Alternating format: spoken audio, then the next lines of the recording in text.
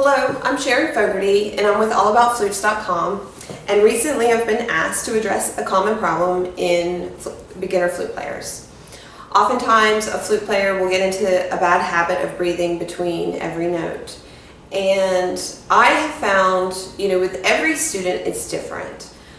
I'm thinking that the most two common problems could be because one, they have a weak articulation, or two, that they're really running out of breath that quickly. So you're going to have to address one problem or the other.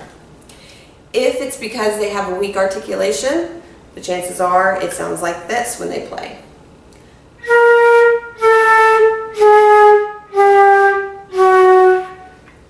And so what they're doing is they're starting a note with a who sound, and then they're just stopping the air, taking a breath to start the next note with a who sound.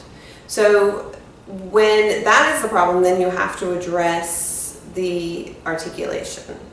So there's teaching a student the different parts of being a flute player is difficult, and if you try to teach them everything at once, like if you give them a phrase of music and say, just play it and articulate in the right places and breathe in the right places, and it's going to be a jumbled mess. So you really have to address each individual piece of what's going on in music.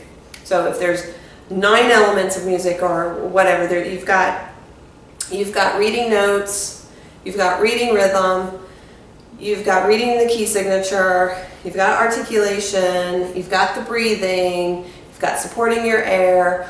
All of these, especially at the beginning of learning the flute, needs to be addressed separately.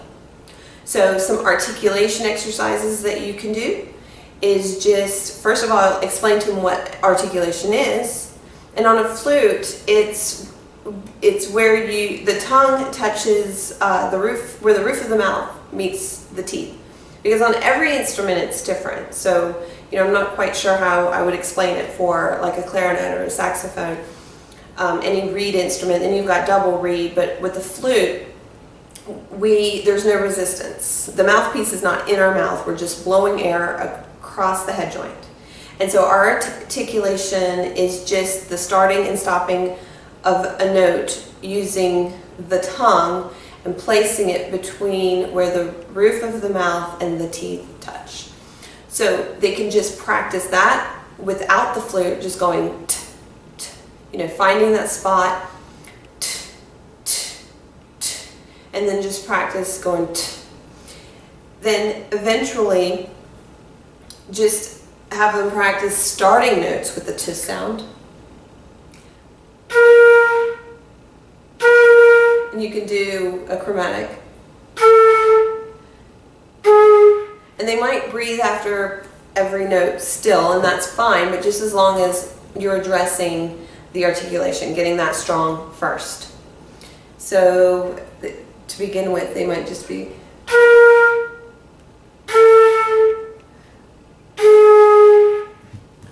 And once they've gotten that pretty strong, in order to get them to stop thinking about breathing between notes, is have them sustain a note for a long time and then articulating, like starting and stopping the air with the interruption of the tongue. So having them think about the note as being sustained yet split apart just by the movement of the tongue.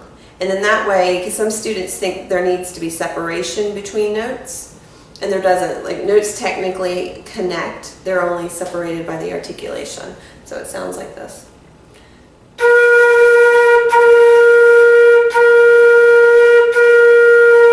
And you might have to get them, it's kind of a weird concept to be articulating a note and not separating them. So you might have them start with a long sound.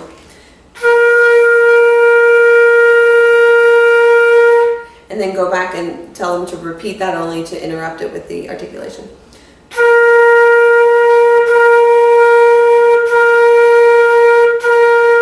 And then the fast would be another way.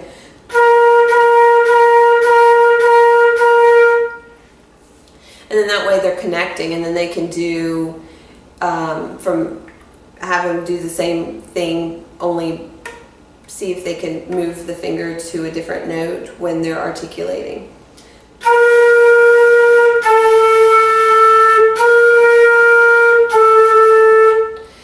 And I'm trying to exaggerate what, a student, some of the problems a student might face in doing that. It's not easy. As you play the flute for years and years and years, matching the tongue with the movement of the finger becomes second nature, and you don't even think about the difficulty that is in that. Whereas, with a student, that is quite difficult, to have them match up. But just to have them separate it and work on that by itself, where they're just focused on articulating and then moving from one note to the next note, and it takes away the pressure of having to read notes on a page, like if you're using a chromatic scale, or if you're just using 2 notes to work on this exercise, then they can just focus 100% on that articulation.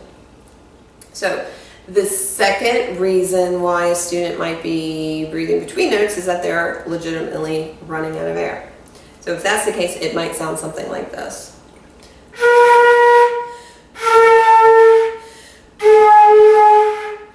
And that comes from, first of all, they don't have the embouchure muscle to really, to pressurize the air.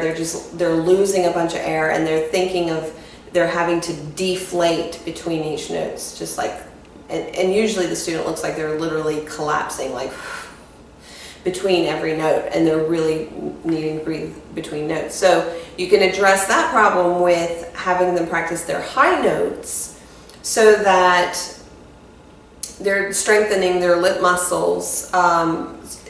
Long tones are good for this. And then also, though, while they're doing this, to see how long they can play notes for. So sustaining a note. And then that way they're working up their lung capacity. So you can start with easy notes, just like a B flat, and then going down the chromatic scale, and then playing each note for 8 seconds like this.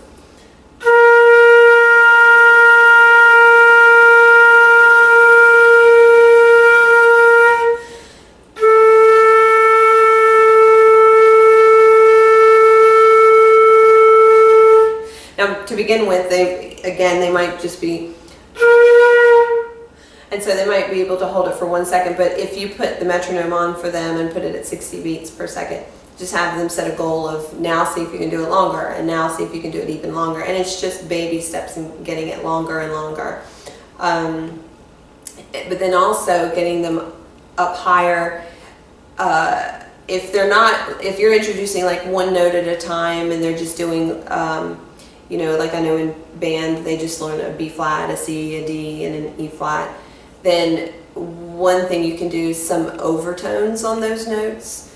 So that's going to start strengthening their lip muscles. So the fingering is the same, and then that way you don't have to worry about adding some more fingerings if the class is moving a little slow. Then they can just strengthen their lip muscle to do some overtones. So this is a B flat, and then I'm going to overblow it twice. It sounds like this.